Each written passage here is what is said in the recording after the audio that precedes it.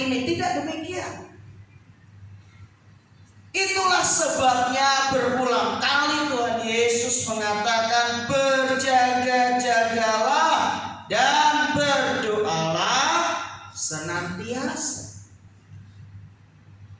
Dengan demikian penting bagi kita hidup di dalam kekristenan kita bukanlah hidup di dalam sebuah box atau kotak yang namanya kebiasaan. Memang kalau yang namanya liturgi gereja, tata cara ibadah memang sudah diatur sedemikian rupa. Tetapi kalau berbicara tentang pergerakan Roh Kudus, tentu tidaklah bisa diprediksi sebelumnya. Itulah sebabnya kata tiba-tiba ini menjadi sesuatu yang perlu kita renungkan bersama di sore hari ini, di mana ketika kita umat Tuhan merayakan hari turunnya atau dicurahkannya Roh Kudus. Di saat semua orang terlena, di saat semua orang merasa sepertinya ini biasa-biasa saja, ternyata itu hari yang istimewa untuk Tuhan melawat umatnya. Siapa yang rugi? Kita sendiri. Kadang kalau banyak orang terjebak dengan yang namanya rutinitas.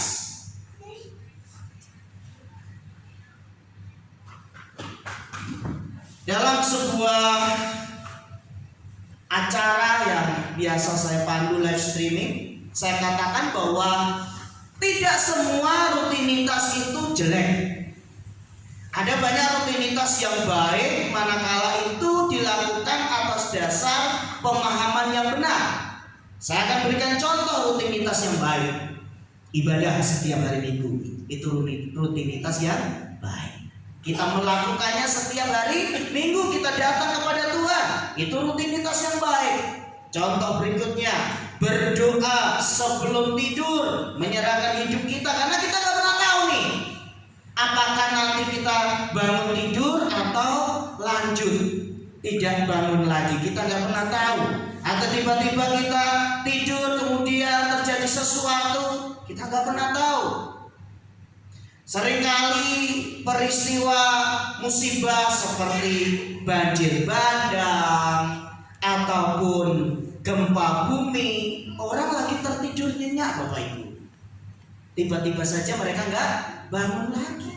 Itulah sebabnya tidak semua rutinitas itu jelek. Rutinitas kita berdoa itu baik. Apalagi rutinitas kita menabur, melakukan sesuatu yang baik tanpa pamrih, itu juga baik. Bapak Ibu dikasih Tuhan, memberi itu tidak harus berupa materi. Kita punya Android, smartphone, kita mengirimkan ayat-ayat firman Tuhan kepada rekan-rekan kita, itu sesuatu yang baik.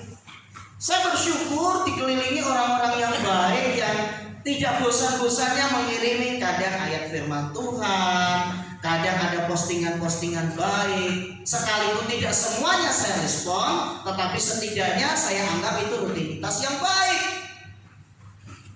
Apalagi misalnya setiap awal bulan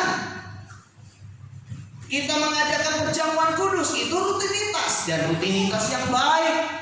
Apalagi di awal bulan sebagai ungkapan syukur atas setiap pemeliharaan Tuhan di hari pertama hingga hari yang ke-30 sepanjang bulan kita mempersembahkan persembahan persepuluhan, itu rutinitas yang baik. Jadi jangan kita merasa panas telinga kalau kita dengar kata rutinitas, karena tidak semua rutinitas itu buruk.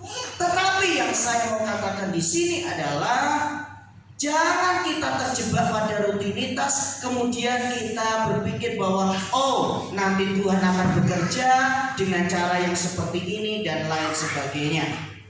Nah, apakah semua murid Tuhan mendengar apa yang diperintahkan oleh Tuhan untuk mereka berdoa di Yerusalem? Tentu tidak.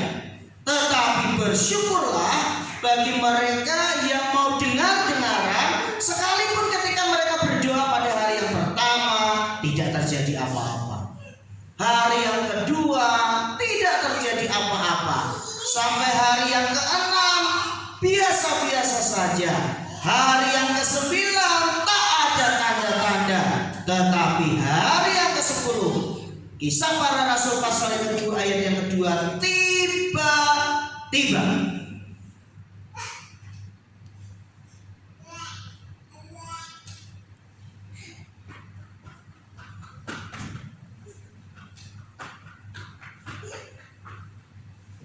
saya rindu kata ini menjadi berkat dan rema buat kita bahwa Tuhan bekerja seturut dengan waktunya.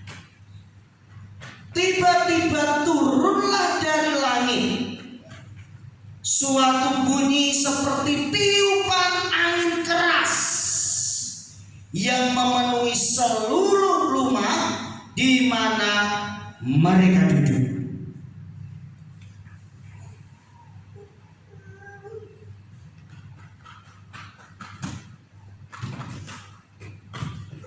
Tabib Lukas sebagai penulis Kisah Para Rasul ini berusaha untuk menggambarkan peristiwa di mana Pentakosta ini terjadi.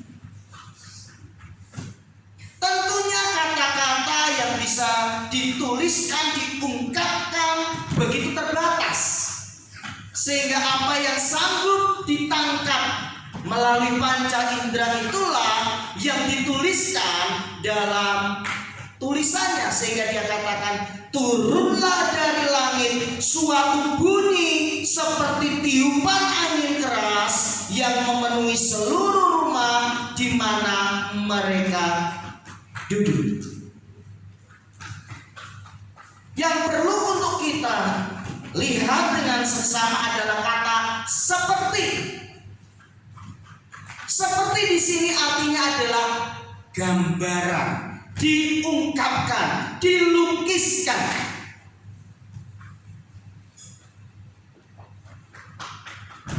Saya akan memberikan contoh. Ketika seseorang sedang mendapatkan lawatan dari Roh Kudus, maka ekspresi dari lawatan Roh Kudus itu macam-macam. Ada yang ekspresinya menangis, ada yang ekspresinya tertawa dalam penyembahan, ada yang ekspresinya menari, tetapi ada juga yang ekspresinya berdiam tetapi dia menikmati hadirat Tuhan. Itu berbicara tentang ekspresi. Nah, ekspresi itulah oleh Tabib Lukas digambarkan dengan kata seperti, sehingga peristiwa Pentakosta digambarkan seperti tiupan angin keras. Kalau memang Roh Kudus dicurahkan dalam bentuk tiupan angin keras, saya pikir mereka semua akan roboh, mereka semua akan terhempas. Kalau ada kursi-kursi berterbangan, tapi kan tidak demikian. Sehingga seperti tiupan angin keras di situ adalah ungkapan, gambaran tentang betapa dahsyatnya lawatan Tuhan terhadap mereka yang duduk, yang berdoa selama 10 hari menantikan janji Tuhan.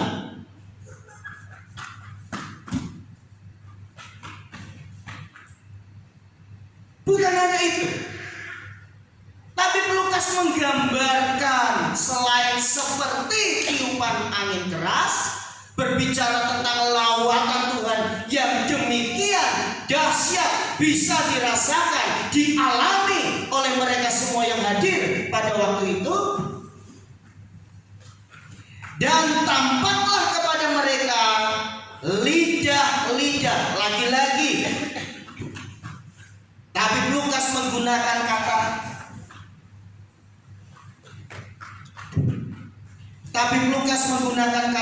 seperti nyala api yang bertebaran dan hinggap pada mereka masing-masing. Kata seperti ini kenapa penting? Berulang kali ditulis oleh Lukas. Karena kalau memang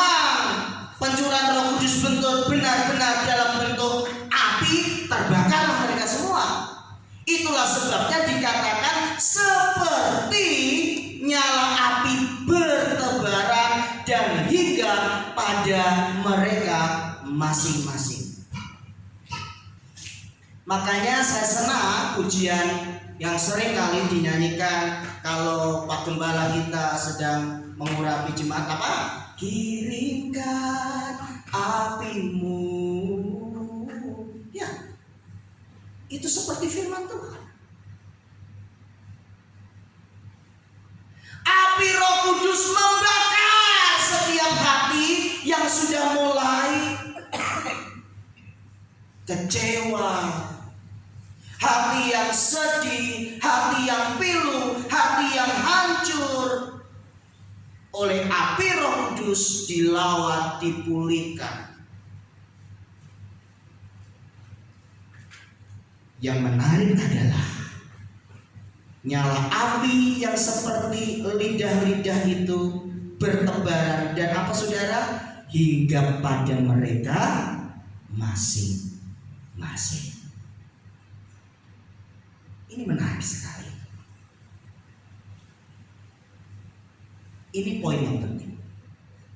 Karya Roh Kudus, pribadi lepas pribadi.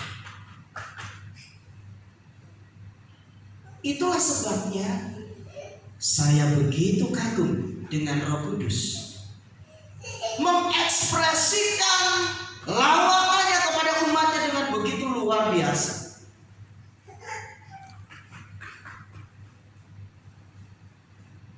Dancing in the Spirit, mereka menari dalam hadirat Tuhan. Laughter in the Spirit, tertawa dalam hadirat Tuhan. Menangis, menjerit, bergetar, apapun bentuknya, asal itu adalah karya Roh Kudus, akan memuliakan Tuhan. Dan nanti kita akan lihat buahnya nyata.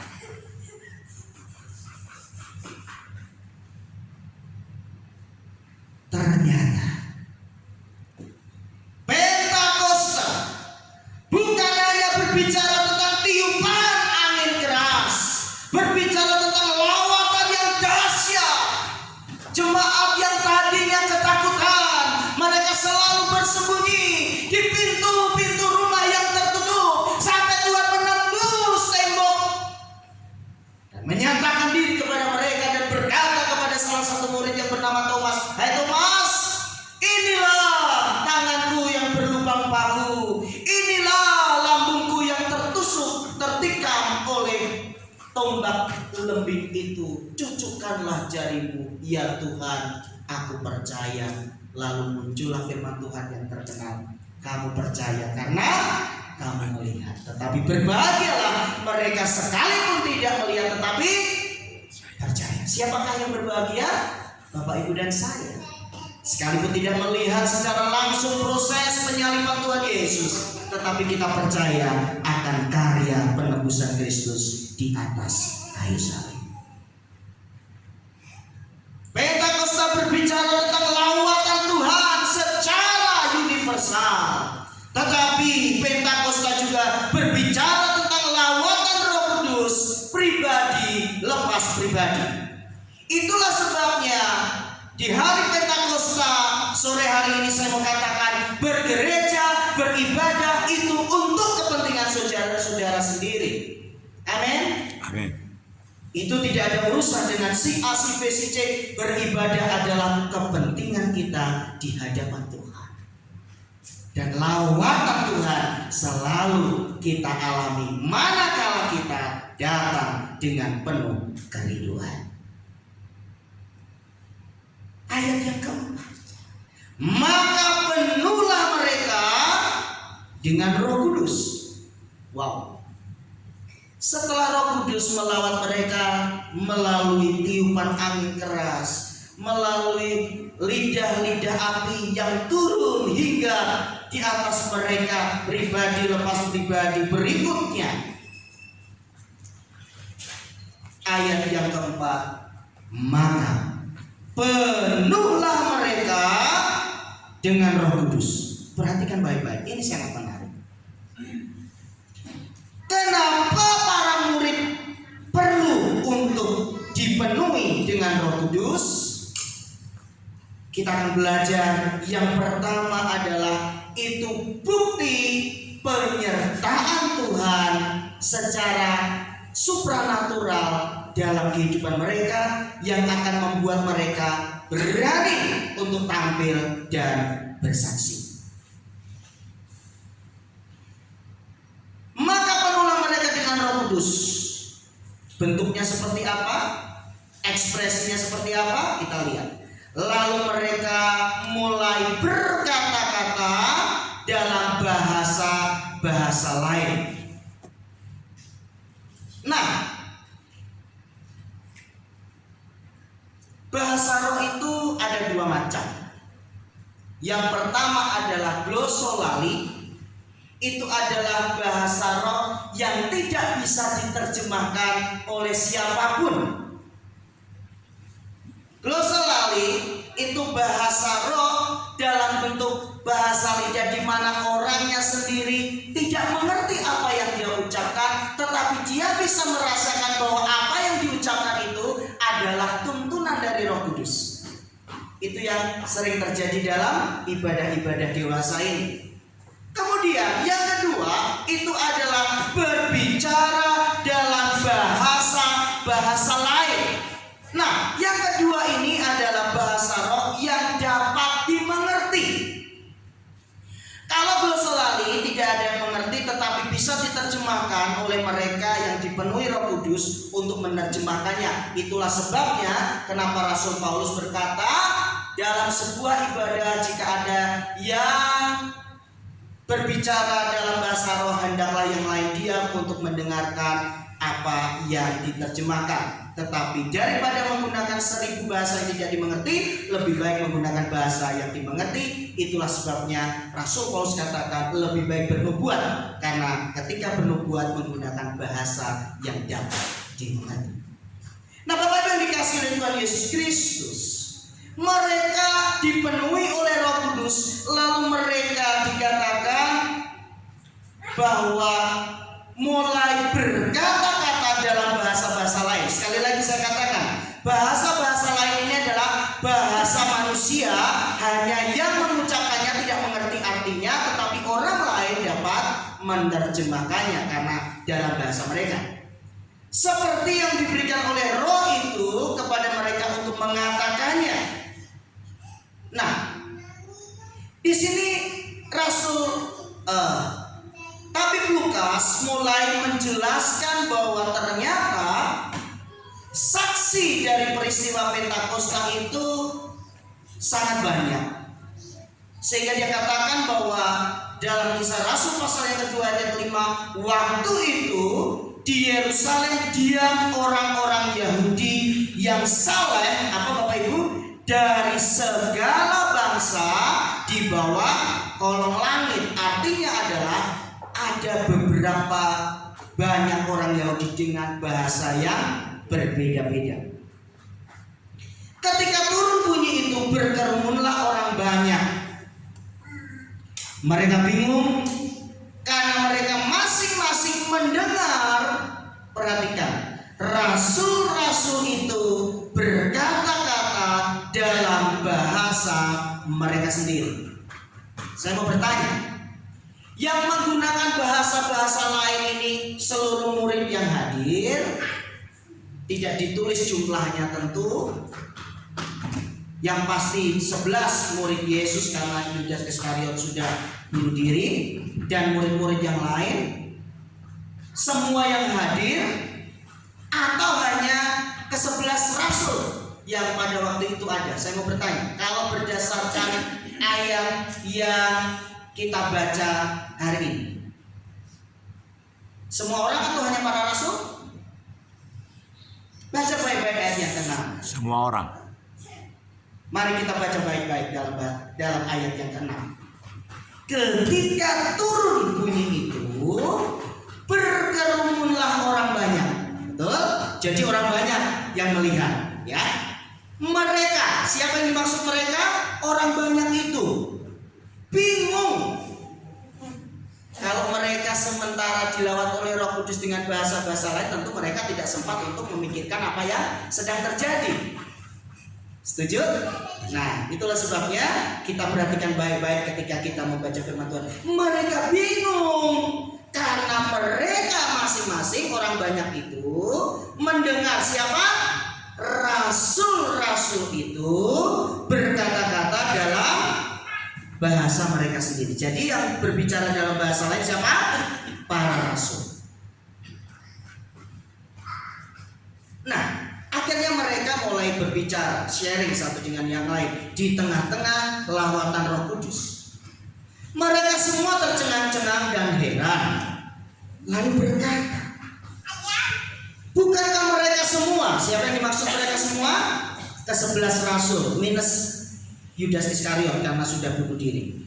Bukankah mereka semua berkata-kata itu orang Galilea?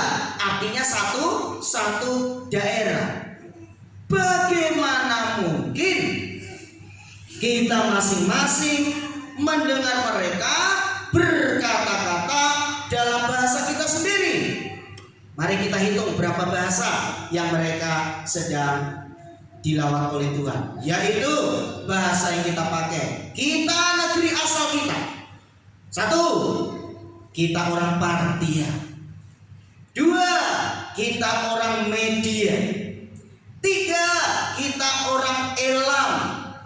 4. Kita penduduk Mesopotamia. 5. Kita orang Yudea. 6. Kita orang Kapadokia. 7. Kita orang Pontus. 8. Kita orang Asia. 9. Kita orang Frigia. 10. Kita orang Pamfilia. 11. Mesir dan daerah Libya yang berdekatan dengan Kirene. Pendatang-pendatang dari Roma. Pentakosta menunjukkan bahwa Tuhan hendak memuliakan Kristus melalui bahasa-bahasa yang dimengerti oleh para pengikut Kristus yang bervariasi pada waktu itu. Betapa sangat tidak adil manakala mereka harus mendengarkan bahasa-bahasa yang mereka tidak mengerti. Tetapi kita bersyukur Roh Kudus manakala melawan umatnya memenuhi kebutuhan setiap orang, bahkan sampai suku-suku bahasa pun diperhatikan oleh Tuhan. Baik orang Yahudi maupun penganut agama Yahudi, orang Kreta dan orang Arab, kita mendengar mereka berkata-kata dalam bahasa kita sendiri. Apa saudara? Kita baca sama-sama 3, 2, 1. Tentang perbuatan-perbuatan besar yang dilakukan Allah. Jadi kalau ditanya pada waktu peristiwa Pentakosta apa saja yang terjadi? Yang bisa dirasakan adalah tiupan angin keras. Yang bisa dilihat adalah lawatan Tuhan dalam bentuk lidah-lidah api hingga kepada tiap-tiap orang. Tetapi yang paling spesifik adalah mereka bisa mendengar kesaksian-kesaksian tentang perbuatan-perbuatan besar yang dilakukan oleh Allah berdasarkan bahasa mereka sendiri.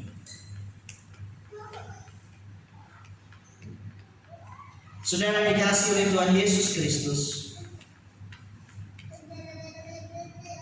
Pentakosta mengapa sangat penting? Gereja dibentuk pertama kali melalui peristiwa Pentakosta di loteng Yerusalem. Melalui peristiwa Pentakosta dicurahkannya Roh Kudus. Para murid yang tadinya ketakutan, mereka diberikan semangat oleh Roh Kudus untuk menjadi saksi-saksi bagi nama Tuhan. Nah, saudara yang dikasih Tuhan, Peristiwa Pentakosta begitu luar biasa. Peristiwa Pentakosta begitu mencengangkan, mentakjubkan. Tetapi apakah respon dari orang-orang yang hadir di loteng Yerusalem semuanya sama? Tidak. Hal itu terbukti pada ayat yang ke-12.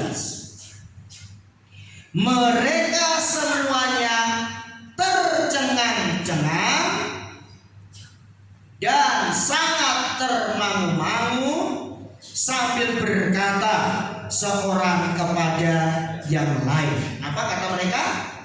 Apakah artinya ini? Saya mau ayat yang ke-13. Kita baca sama-sama. 3, 2, 1. Tetapi orang lain menyindir, mereka sedang mabuk oleh anggur manis. Bapak Ibu ini kasih Tuhan. Jangan heran kalau saudara dilawat oleh Tuhan, ya. Saya dengar beberapa waktu lalu Ibu Rosma sama Bu Dorti ke Medan ya, melayani ya. Ada satu, itu nona atau ibu yang dilayani? Nona ya, kalau orang Papua bilangnya nona. Seorang gadis ya, gadis dilayani dari yang stres ya, kalau nggak salah dari stres kemudian udah bisa ikut gereja ya, luar biasa. Nah, ketika kita melayani Tuhan, terjadi mujizat-mujizat, tanda-tanda heran Tuhan pakai kita. Perhatikan baik-baik, tidak semua orang punya respon yang sama. Kalau yang pikirannya lurus, kalau yang hatinya bersih, dia akan bilang puji Tuhan, Tuhan pakai saudara kita, biarlah nama Tuhan dipermuliakan melalui mereka. Tapi kalau yang pikirannya jelek, pasti responnya beda. Gitu aja kok, coba. Pentakosta saja yang begitu luar biasa, terjadi lawatan Tuhan, tiupan angin keras, lidah-lidah seperti nyala api yang hingga kepada semua orang. Para rasul berbicara dalam bahasa-bahasa, tadi kita sudah hitung kurang lebih 11 bahasa. Tetapi tidak semua orang mengatakan bahwa itu lawatan Tuhan. Apa yang mereka katakan? Mereka menyindir, mereka sedang mabuk oleh anggur manis. Wow. Ini kan ngeri pisan. Perhatikan baik-baik. Dalam hadirat Tuhan yang begitu kudus pun masih ada orang-orang yang, kalau bahasa kita sekarang itu, nyinyir. Tahu nyinyir? Nyinyir itu ya ngomong seenaknya saja. Mereka sedang mabuk kok oleh anggur manis. Jelas-jelas itu adalah lawatan dari Tuhan, tetapi mereka menyindir, mengatakan bahwa mereka sedang mabuk oleh anggur manis. Saya mau tes ini pengetahuan Bapak Ibu tentang Alkitab ya. Semoga ada yang menjawab. Ini peristiwanya ada di loteng Yerusalem. Roh Kudus dicurahkan, semua murid, para rasul mendapatkan lawatan. Lalu ada sekelompok lain yang mengatakan ini mereka sedang mabuk oleh anggur manis. Di Perjanjian Lama pernah terjadi peristiwa yang mirip. Harap ada yang bisa menjawab dari sekian banyak yang hadir ya. Ada seorang, saya tidak sebut gendernya, nanti langsung ketahuan. Ada seorang yang datang di rumah Tuhan. Saking pedihnya hatinya oleh masalah yang sedang dia hadapi, dia berbicara di hadapan Tuhan dengan begitu panjang. Dia menangis sehingga saking panjang dan pedihnya pergumulannya, dia hanya berkomat-kamit. Lalu ada orang yang menegur dia, "Hei, sampai kapan kamu mabuk?" Tahu kira-kira siapa? Masa sih gak ada yang tahu? Anak. Betul. Tapi gak ada hadiahnya Pak ya. Tuhan Yesus yang menghadiahi Bapak. Betul. Jadi Bapak Ibu yang dikasih Tuhan, kalau kita menghendaki semua orang punya respon yang positif tentang setiap tindakan baik yang kita lakukan untuk memuliakan Tuhan, Bapak Ibu akan capek dan kecewa. Karena tidak semua orang sama. Jelas-jelas mereka semua dalam lawatan Roh Kudus, dalam hadirat Tuhan yang begitu luar biasa. Masih saja ada yang nyinyir mereka sedang mabuk oleh anggur manis.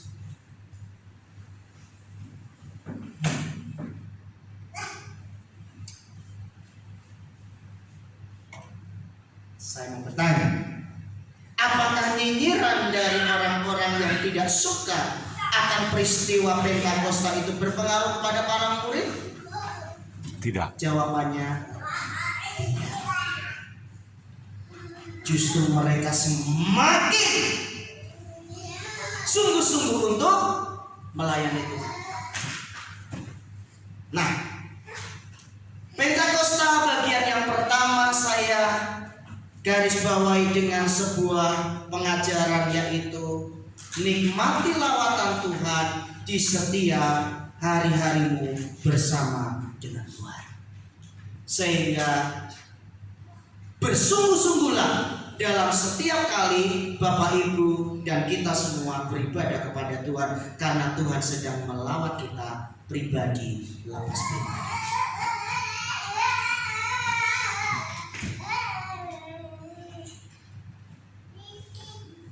Saya lanjutkan bagian berikutnya. Di ayat yang ke-14, Bapak Ibu bisa melihat di Alkitabnya masing-masing. Lembaga Alkitab Indonesia memberikan judul apa? Judulnya apa Bapak Ibu? Di ayat 14 dan seterusnya. Yang keras? Ya. Ini menarik. Masih bagian yang pertama tentang Pentakosta.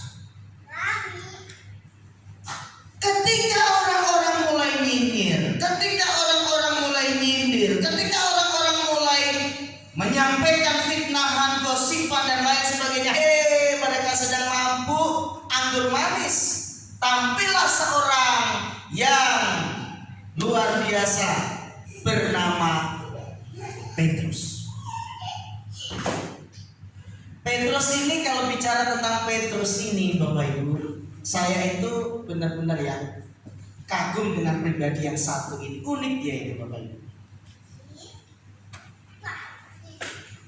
Ketika Tuhan Yesus sedang mengurapi para murid, membasuh mereka, kakinya dibasuh, tiba giliran dia, tahu Petrus permintaannya?